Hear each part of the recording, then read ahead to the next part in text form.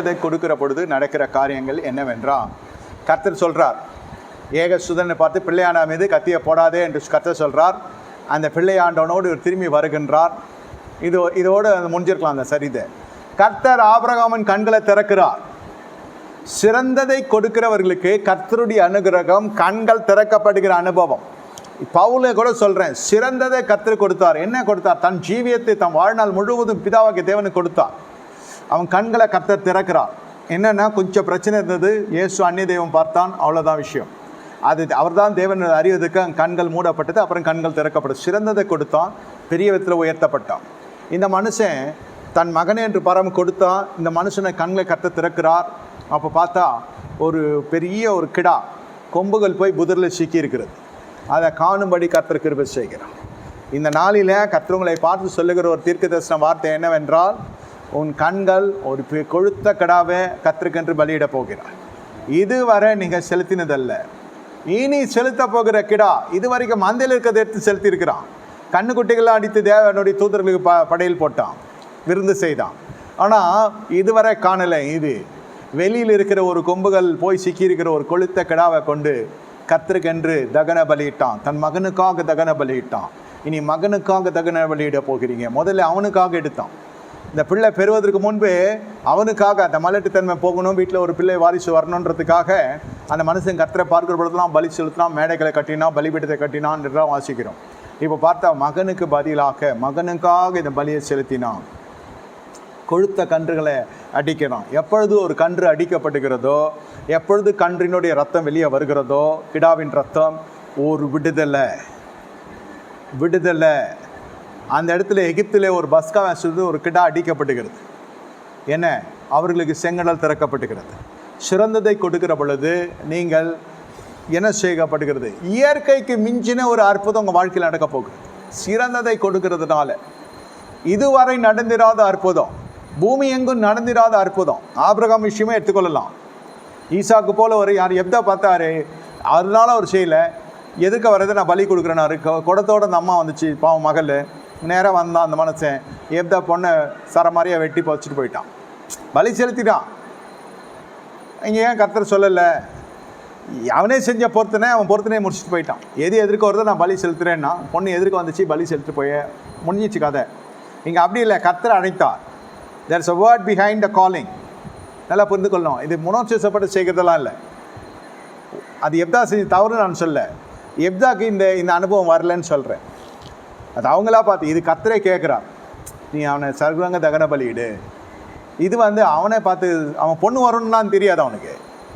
எது எதிர்க்க வருதோ கொடுக்குறேன்ட்டு 19 சொன்னது, பொண்ணு எதிர்க்க வந்துடுச்சு குடத்தோட. அது நிர்பந்தமான ஒரு சூழ்நிலை, பலி செலுத்தப்பட வேண்டிய சூழ்நிலை, செலுத்தியாச்சு. அது ஒரு பெரிய காரியம்தான், இல்லைன்னு சொல்லலை. ஆனால் இது அப்படி இல்லை. அதுக்கு ஒரு ஆயத்தம் இருக்குது, அது ஒரு இடத்துக்கு பயணம் இருக்குது, அதுக்கு ஜனங்க கூட போகணும், அதுக்கு முன்னாடி வார்த்தை இருக்கிறது. எல்லாம் போய் அதை பட்டயத்தை தூக்குற பொழுது கர்த்தருடைய வார்த்தை பரலோகத்திலிருந்து வருகிறது. அந்த நாளில் நடந்தது 3 அற்புதம். 1, ஈசாக்கு திரும்ப வந்தார். என்ன? சாக வேண்டிய பிள்ளை பிழைக்கிறது. 2வது அற்புதம், அந்த நாகோருக்கும் பெத்துவேலுக்கும் அந்த ரெபேக்கால் என்ற ஒரு பெண் குழந்தை பிறந்ததுக்கு. அப்புறம் ரெபேக்காம் பேர் வைக்கல. 22ஆம் அதிகாரத்தில் தான் ரெபேக்காலுடைய பர்த்டேவே வருது. அந்த நாள் தான் அது. 16 வயசு இந்த அம்மாவுக்கும் ரெபேக்காலுக்கும் ஈசாக்கும் டிஃப்ரென்ஸு 16 இயர்ஸ் டிஃப்ரென்ஸு. சரி, அது காலம் வேறு சொல்கிறேன். அவள் பிறந்ததும் அந்த மனுஷனுடைய சந்ததி உற்பத்தி ஆகுவதற்கு ஒரு பெண்மணி தேவை இல்லையா? அந்த பெண்மணி அந்த நாளில் தான் பிறக்கிறான். எந்த மனுஷன் எந்த நாளிலே அவன் ரட்சிக்கப்படுகிறானோ அந்த நாளிலே ஒரு ஆத்துமா அவனுக்காக அருளப்படுகிறது. நல்லா புரிந்து கொள்ளுங்க. ஈசா காக்கப்படுகிறான், ரெபேக்கால் பிறக்கப்படுகிறான். 3வது பலி செலுத்துகிறாங்க. பலி செலுத்துகிறது என்பதெல்லாம் பெரிய காரியம். ஆமாம், ஏன் செலுத்துறேன்னாக்கா, பலி செலுத்த ஆசை இருக்கும், அனுகிரகம் இருக்காது. கொடுக்குறவனுக்கு பணம் இருக்காது, பணம் இருக்கிறவனுக்கு கொடுக்க மனம் வராது. கொடுக்க மனம் இருந்து பணமும் இருந்துனாக்கா வாரி இறைப்பான், ஏழைகளுக்கு கொடுப்பான்ற மாதிரி இவன் எத்துமை எங்கே பார்த்தாலும் சர்வங்க தகன பலியை கண்ட இடத்துல விதைக்காது இருப்பாயாக்கன்னு வேதம் சொல்லுது. இவன் கண்ட இடத்துல விதைச்சி 10 சவகாசங்களை ஏற்படுத்தி கொள்வான். ஐக்கியன்னு சொல்ல முடியாது. நீ கொடுக்கறனால அவன் வரான், கொடுக்கறத நிறுத்தினா வரமாட்டான். சிலதெல்லாம் அப்படி இல்லை, அது பாரமாக இருக்கும். பாரத்தோடு செய்கிற காரியங்க அநேக உபாத்தியர்கள் உண்டு, தகப்பன் மாதிரி இல்லை. இது தகப்பன் வீட்டுக்கு வந்து சேர வேண்டியது, இது உபாத்தியமார்களுக்கு போயிடும். இந்த இடத்துலலாம் மிஸ்டேக் நடக்குது, சபையை நான் கண்டித்து உணர்த்து கடமைப்பட்டிருக்கேன்னு நான் சொல்கிறேன். இல்லை சுயநலத்தில் பேசுகிறார், இவருக்காக தான் பேசுகிறாருன்னா அது உங்களுடைய அபிப்பிராயம். அதில் நான் குறுக்க வர விரும்பலை, அது உங்களுடைய நினைவுகள். ஆனால் வேதம் இப்படி தான் சொல்லுகிறது, என்ன, கண்ட இடத்துல விதைக்காது இருப்பாயாக. கண்ட இடத்துல விதைச்சி நிறைய பிரச்சனைகள்லாம் வந்திருக்கு. பலி செலுத்த தவறினதால்தான் இதே ஆபிரகாம் இஸ்ரேல் புத்திரர்களே அப்படியே கொத்தா 3வது 4வது சந்ததியை அடிமையாக விட்டு கொடுத்தாச்சு. ஆராதனைக்கும் போகக்கூடாது, இடத்துக்கு போகக்கூடாது.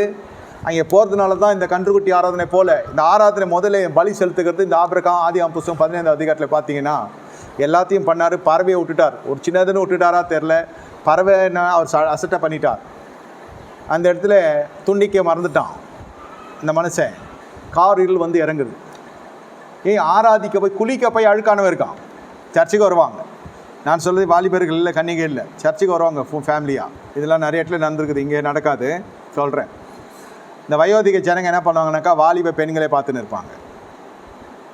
அவங்க வீட்டில் ஒரு வாலிப பையன் இருப்பான். கர்த்தரை நோக்கி பாருன்னு பார்த்தா இது எவ்வளோ பொண்ணையோ பார்த்துன்னு இருக்கும். இது நான் வாலிபர்களே சொல்ல, பெருசுங்க. மருமகளுக்கு வேட்டையாடுற இடமா இது? விவாக மேடையா இது? கல்யாண பந்தலா இது? கண்கள் எல்லாம் ஊற்றி கொண்டே இருக்கும். இது கர்த்தருடைய வார்த்தை பற்றியெல்லாம் வராது. இது சின்ன முழுதும் தான் மகனுக்கு ஒரு மகள் தேவை. ஆளே தானே ஏன் கட்சிது? அது ஒரு வழிமுறை இருக்குல்ல. போதகரை கேட்கலாம், இந்த மாதிரி எதனா பசங்க இருக்காங்களான்னு கேட்கலாம், எவ்வளோ விஷயம் இருக்குது. முழு கவனம் இப்படி போயிடும்.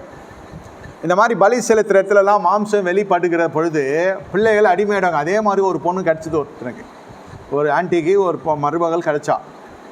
எதுவும் அதிகமாக விசாரிக்கலை, அதிகமாக எதுவும் இது பண்ணல. கல்யாணம் ஒரே மூச்சாக இருந்தாங்க. அவங்களை என்னென்னலாம் மனசில் விரும்பினாங்களோ அத்தனையும் அந்த பெண்ணுக்கு தோற்றத்தில் இருந்துச்சு. அழகு இருந்துச்சு, ஆபரணம் இருந்துச்சு, ஆஸ்தி இருந்துச்சு, எல்லாமே இருந்துச்சு. ஆனால் ரட்சிப்பு இல்லை. அது பாவம் புதுசாக வருது ஒரு இடத்துக்கு. அதுக்கப்புறம் கல்யாண நெருக்கத்தில் எல்லாம் நோட்டீஸ்லாம் போட்டு கொடுத்துட்டாங்க. அதுக்கப்புறம் தான் தெரிஞ்சிச்சு அது விவாகரத்து ஆகலை. அது கேட்டால் அது ஒரு விபத்து, அதெல்லாம் ஒரு கல்யாணம்னு சொல்கிறீங்களா? பாஸ்டர் தான் சொல்கிறாரே, பழையன ஒழிந்து போயினே எல்லாம் புதிதாயினேன்னு. அது பழைய வாழ்க்கை நிச்சு. ஈரக்கொலை ஆடுது அந்த அம்மாவுக்கு. 1000 பேருக்கு நோட்டீஸ் கொடுத்துருக்கு. இப்போ புதுசாக அந்த புருஷன் வரப்போகிறான். ஏன் முன்னாடி அப்புறம் வேணால் கல்யாணம் பண்ணுறதுன்னு எப்படி இருக்கும்? எதுவாக இருந்தாலும் சொல்கிறேன், கர்த்தருடைய பலிபீடத்தில் நீங்கள் செய்கிற ஒவ்வொரு அசுசியான காரியம் உங்கள் வீட்டுக்குள்ளே வேறு விதமாக கிரியை செய்யும். No business in church. இது வணிகமயமாக இதெல்லாம் ஒரு பிஸ்னஸ் தான். இது பொண்ணு பார்க்குறது, கல்யாணம் பண்ணி பிஸ்னஸ் ஆகினா வரவு வருதுன்னு தான் கல்யாணம் பண்ணுறேன்.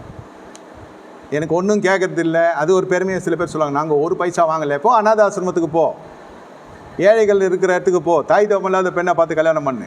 ஒன்றும் அவன் கொடுக்கவும் மாட்டான். எதுக்கு இந்த படம்? தற்பெருமை. கல்யாணம் பண்ணுறது, நாங்கள் ₹1 வாங்கலைன்றது, அப்புறம் சண்டை வரப்போ அது பிச்சைக்காரன் ஆகின்றது. ஏன் யாரை ஏமாத்து? இது எங்கே ஆரம்பிச்சதுன்னு பார்த்தீங்களா? அந்த வீட்டில் நடக்கிற புயலெல்லாம் பலிபீடத்தில் ஆரம்பிச்சிருக்கும். இது இந்த மாதிரி வேட்டைக்கு வருது, பெண் வேட்டை. வாலிபர்கள் கன்னிகைகள் ஒழுங்காக இருக்கிறாங்க. இந்த வயோதிகர்களுடைய சேட்டைகள் இதுக்கு சாட்டை தான். இது என்ன ஒன்று கோத்து விட்டு போயிடுங்க, 10 வருஷம் 5 வருஷம் வந்துட்டு அவன் மீதியான நாட்கள் முழுவதும் வனாந்தரத்தில் ஒரு செட் பண்ணிட்டு போயிடுவாங்க. எங்கள் வீட்டில் எல்லாம் இருக்கிறது, கார் இருக்குது, வீடு இருக்குது, ஏசி இருக்குது, எல்லாம் இருக்குது. தூசி இல்லாத வீடு, அது சாப்பாடு இருக்குது, எல்லாமே இருக்குது. ஆனால் சமாதானம் இல்லை. நீ சபையில் வந்து சிலுவையில் இயேசுவே சிலுவையில் அரைச்சிட்டு சமாதானம் என்ன கிடைக்குமா? இதுக்கெல்லாம் கர்த்தர் ஒன்று என்ன தண்டிக்கிறேன்னு சொல்லிட்டுலாம் பண்ண மாட்டார். கிரியாய்கள் அப்படியே காட்டி கொடுத்துரும். கர்த்தரை நோக்கி பாருங்கள். கர்த்தரை தேடுகிறவர்களுக்கு ஒரு நன்மையும் குறைப்பட்டு போகாது. இதை மாதிரியெல்லாம் குறுக்கு வழியில் போகிற பொழுது ஒன்றும் நடக்காது. பலி செலுத்துகிறத சொல்கிறேன். இந்த மாதிரி இடத்துல பலி செலுத்துகிற பொழுது ஒரு தாம்பிகமாக வருவாங்க. நாங்கள் பாஸ்டரை கவனிச்சிட்டோன்ற மாதிரி இருக்கும். அந்த கொடுக்குற இடத்துல ஜனங்களுக்கு ஒரு மரியாதை உலக பிரகாரம் வரக்கூடாது, பரத்திலிருந்து உங்களுக்கு வரணும் அந்த கொடுத்தல். The Lord should, the heaven should recognize your giving. மனுஷன் வந்து கொஞ்சம் நல்லாயிருக்கும், திடீர்னு ஒரு தொகை வந்ததுன்னா. வராது தொகை வந்துச்சுன்னா நல்லாயிருக்கும். அதுவே ரெகுலராக வரப்போ பாஸ்டர் மதிக்க கூட மாட்டோம் இல்லையா? பாஸ்டர் மதிக்கதே இல்லை, முன்ன மாதிரியாக இருக்காருன்னா. இப்போ உன்ன மாதிரி 10 பேர் வந்துட்டான் 50,000 கொடுக்குறதுக்கு. இப்போ எல்லோரும் எனக்கு சமம் இல்லையா? 50,000 கொடுக்குற வரைக்கும் சொல்கிறேன். எல்லோரும் எனக்கு சமம் தானே? நான் பாஸ்டர் இல்லையா? 5,000 கொடுக்குறேன்னா சுத்தமாக கவனிக்கிறது இல்லை. அவன் நடக்குதா? வாரி இறைத்தான், ஏழைகளுக்கு கொடுத்தான். அவன் நீதி நிற்கும். அவன் கொம்புகள் மகிமையாக உயர்த்தப்படும். கொம்பு மகிமையாக உயர்த்தப்படும். அதாவது பலி எங்கே செலுத்தணும்? அந்த மலையை தீர்மானிச்சாச்சு. சரி, அந்த பலி வானானிட்டார். அந்த இடத்துல ஒரு கொழுத்த கன்று காட்டுறார். அந்த இடத்துல நீ செலுத்தணும். சத்தம் கேட்டுச்சா? கர்த்தருடைய சத்தம். அந்த மலையை விட்டு இறங்கின பொழுது இன்னொரு சத்தம், ரெபேக்காள் பிறந்தாள். இன்னொரு சத்தம், அடுத்தது அந்த சத்தக்குன்னு என்னது, பலி செலுத்துறார். கொழுத்த கன்று, ரத்தம் சிந்தப்பட்டது, பிள்ளையோடு திரும்பி வருகிறார். இந்த ரத்தம் சிந்துதல் இல்லை, கிறிஸ்துவின் ரத்தம் சொல்கிறேன். இந்த ரத்தம் நமக்கு செங்கடலை பிளக்கும். அந்த ரத்தம் நமக்கு ஒரு துணையை உண்டு பண்ணும். அந்த ரத்தம் நமக்கு வீட்டில் இருக்கிற ஜனங்களுடைய ஜீவனை காக்கும். ரத்தம், ஆட்டுக்குட்டியான ரத்தம் சொல்கிறேன். அந்த அனுபவம் வர வர வர எல்லாருக்கெல்லாம் தயவு வரும். அந்த ரத்தம் வருகிற பொழுது பாவத்துக்கு இடமே கிடையாது. அங்கே இந்த நான் சொன்ன மாதிரி இந்த மாம்சத்துக்கு தான் இடமே கிடையாது. அவரை தேடுகிறவர்களுக்கு ஒரு நன்மையும் குறைபடாது. அவரை தேடுகிறவர்களுக்கு ஒரு நன்மையும் குறைபடாது. இதில் தான் இருக்கும் மனசு. அப்போது நமக்கு வர்றது எல்லாமே தயவு, தேவ தயவு. சில ஜனங்க நம்மளை ரொம்ப பிடிச்சிடும். அவங்களுக்கு யாராவது உங்களை பிடிச்சி பழகுறாங்கன்னா அது என் டேலண்ட்டு, என்னுடைய எஜுகேஷன், என்னுடைய பேக்ரவுண்ட், பர்சனாலிட்டி இல்லை. என்கிட்ட பழகுறவங்கள சொல்கிறேன், இல்லை உங்ககிட்ட பழகணும் சார். தேவன் பாராட்டின தயவு ஐயா. என்னை ஒருத்தருக்கு பிடிக்குதுன்னாக்கா தேவன் பாராட்டுக்கிற தயவு. என்ன ஒருத்தருக்கு பிடிக்கலன்னா அது தேவன் எனக்கு வைக்கிற தயவு. ஆமாம், ராஜ்யத்தில் அப்படி தான். வேணான்னா அவனுக்கு பிடிக்கலையா, நான் நினைக்கிறதா தான். ராஜ்யத்துக்கு விரோதமானவனாக இருப்பான். அவங்க கூட சேரக்கூடாதுன்னு கர்த்தர் நமக்கு ஒரு பகையை உண்டு பண்ணுறாரு. தேவனை பகைக்கிறவரிடத்துல நீ சிலேகமாக இருக்கலாமான்னு வேதம் சொல்லுது. உள்ளே என்ன நடக்குதுன்னு தெரியாது. எல்லாருமே கையில் பைபிள் வச்சுருப்பான். அவன் ஊழியக்காரன் அசிங்கமாக திட்டம்னா கூட இருப்பான். தேவனை பகைக்கிறான் இல்லையா? அதனால நம்ம அதோடு சேரக்கூடாது. கர்த்தரை துண்டிக்கிறான். தேவ தயவினால்தான் ஜனங்க நம்ம நேசிக்கிறாங்க. அபிஷேகம்லாம் கர்த்தர் கொடுக்குற காரியம். எல்லாத்துக்கும் மேலே தேவ தயவு, கர்த்தர் வைத்த தயவு, கர்த்தர் வைத்த தயவு. காணிக்கையாக இருக்கட்டும், தசமாக இருக்கட்டும், தேவன் வைத்த தயவு அது அவங்க மேலே விழுந்த கடமையாக கொடுத்துரும். சில சிச்சுவேஷன் கொடுக்க வைக்கவே முடியாது. பணம் இருக்கும், கொரோனாலெல்லாம் பணம் இருந்துச்சு. ஐயா கொடுக்க முடியல, அனுப்ப முடியல, கொடுக்க முடியல, அனுப்ப. கொரோனாவில் கட்டு பயப்படாதம்மான்னு பார்த்தா அது கொடுக்க முடியாததுக்கு வேதனையில் இருக்குது. பாஸ்டர் என்ன பண்ணுவீங்கன்னே தெரில, கையில் வச்சுருக்கேன், கொடுக்க முடியல. அம்மா வைங்க. அந்த மாதிரி பயமா என்னன்னு தெரில. நான் போய்டுவோன்னு நினச்சிதோ, இல்லை அது போய்டுவோன்னு நினச்சிதோ. பயம் தானே அந்த காலத்தில். எப்படி இருந்துச்சு? ஒரு பணம் போவோம், 50 பேர் பின்னாடி போன நாட்கள்லாம் போய் 50 பணம் போது 5 பேர் பின்னாடி போகிறோம். அதுவும் சுகாதார ஊழியர் போகிறோம். பாஸ்டர் சொன்ன மாதிரியே கொரோனா வந்துச்சு அந்த அம்மாவுக்கு. அவ்வளோதான் போகுது, தசமாக கொடுக்க முடியாது போல் இருந்துச்சு. இல்லை எல்லாம் சரியாகி வரும். அப்புறம் கொரோனாலேருந்து ஹீல் ஆயிடுச்சு. காணிக்க வராமல் எல்லாம் வந்துச்சு. சொல்கிறேன், நான் இருக்கிறவங்களுக்கு கொடுக்கறது கூட அது தேவ தயவுன்னு சொல்கிறேன், அனுகிரகம்னு சொல்கிறேன். நல்லா தெரியும், சத்தியம் தெரியும், இங்கே தான் விதைக்கணும், எல்லாமே தெரியும். சூழ்நிலை இவ்வளோ தூரம் தான் போக முடியும், அதுக்கு மேலே போக முடியாது. நியர்பை பெட்ரோல் பங்கில் பெட்ரோல் போடு. எங்கே உங்கள் பிடிச்ச கறிக்கொடியோ போகாத, பக்கத்தில் இருக்கிற கறிகளில் வாங்கி சாப்பிடு. நல்ல வேலை கறிமீன் ஒண்டி விட்டு வச்சான். சொல்கிறேன், இந்த லாக்டவுன் டைமில் சொல்கிறேன். இல்லை ஏன் சொல்கிறேன்னா, கர்த்தரை வச்ச அனுகிரகம் கொம்புகள் உயர்த்தப்பட போகிறது. என்ன, உங்களுக்கு பெரிய காரியங்கள் நடக்க போகுது. சிறந்ததை கொடுக்க போகிறேன். நீ கர்த்தரிடத்தில் சொல்லுங்க, ஆண்டவரே நான் சிறந்ததை கொடுக்க போகிறேன். சிறந்ததை நீ சொன்ன இடத்துல கொடுக்க போகிறேன், நீ சொன்ன விதத்தில் கொடுக்க போகிறேன். எதுவுமே உணர்ச்சிப்பட்டு செய்ய போவதில்லை. சில பேர் 1000 பேர் பிச்சை எடுப்பான், 1000 பேர் அழுது புலம்புவான். இந்த இடம்லாம் ஈர்க்கப்படும். சில பேர் சொல்லுவான் ஏழைக்கு கொடு, சில பேர் சொல்லுவான் கோழைக்கு கொடு, சில பேர் சொல்லுவான் அந்த ஆளுக்கு எங்கெந்தோ வருது அவனுக்காக கொடுக்குற. நீ எவ்வளோலாம் நம்ம ஆட்கள் இருக்கான் தெரியுமா? அதெல்லாம் நிறைய வரலாறு நிறைய இருக்குது. ஆனால் தேவன் நினைத்தது தடைபடாது நடக்கும். அதான் பரிசுத்தவான்களுடைய எண்ணம், ராஜ்யத்தினுடைய காரியம். மனுஷன் எனக்கு என்னத்தை செய்வான்? தேவன் செய்ய நினைக்க தடைபடாது நடக்கும். திருவிருந்தில் சிறந்ததை கற்றுக் கொடுக்க போகிறீங்க. இந்த திருவிருந்த ஆராதனையில் அப்படியே நான் ஆன்லைன் டிஸ்கனெக்ட் பண்ணல. கலந்துக்கிறவங்க ஆன்லைன்லேயே திருவிருந்து எடுக்கிறவங்க, வீட்டிலேருந்து எடுக்கிறவங்க இருக்கிறாங்க. அப்படியே I'll keep this on. You join for the service, communion service. We are going to close the session now. என் ஆத்துமாவே கர்த்தரை ஸ்தோத்திரம், முழுமையான நாமத்தை ஸ்தோத்திரம். ஆத்துமாவே கர்த்தரை ஸ்தோத்திரம். கர்த்தர் செய்த சகல உபகாரங்களையும் மறவாதே. ஆமென்.